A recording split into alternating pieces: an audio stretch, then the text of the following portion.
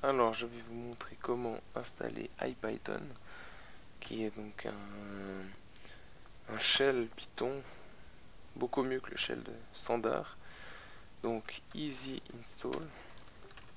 Ça, c'est une commande qui est disponible une fois après avoir installé le package Setup Tools.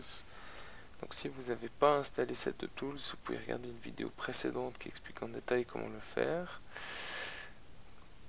dans laquelle on avait installé NetworkX. Donc is install IPython. On y va, il cherche, il trouve, il cherche la meilleure version et il va trouver la 0.11. Il la télécharge. J'abrège un petit peu. Et on a terminé. Il nous fait l'installation. Voilà, on espère que ça va passer.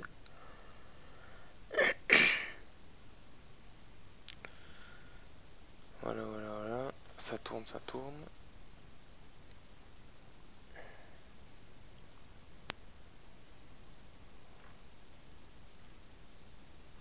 Et finalement, on a terminé l'installation.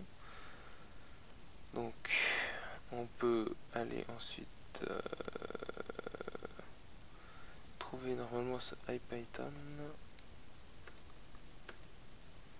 Je sais pas où il est. Il est là. Voilà. On a notre shell qui est ici. Quel est l'avantage de ce shell? Notamment, on peut utiliser la complétion automatique. Donc si j'importe NetworkX en tant que NX, il trouve pas NetworkX, ce cochon.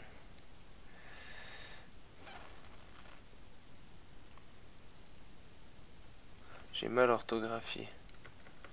Donc on peut revenir en arrière avec la touche, les flèches haut et bas du clavier. On peut revenir à toutes les commandes précédentes. Donc network X, voilà, c'est mieux. On peut donc par exemple créer un graphe, nx.graph. Voilà, vous avez vu, j'ai appuyé sur tabulation et il m'a complété, il m'a rajouté les choix possibles. Et maintenant je peux faire par exemple g. Et puis avoir toutes les différentes options, par exemple add nodes from, et puis ici on pourrait mettre une liste 1, 2, 3, 4. Voilà, et puis maintenant je pourrais faire g.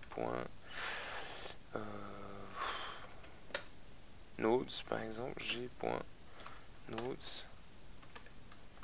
Voilà, donc c'est très pratique de travailler avec ce shell par rapport au shell standard. Voilà, merci de votre attention.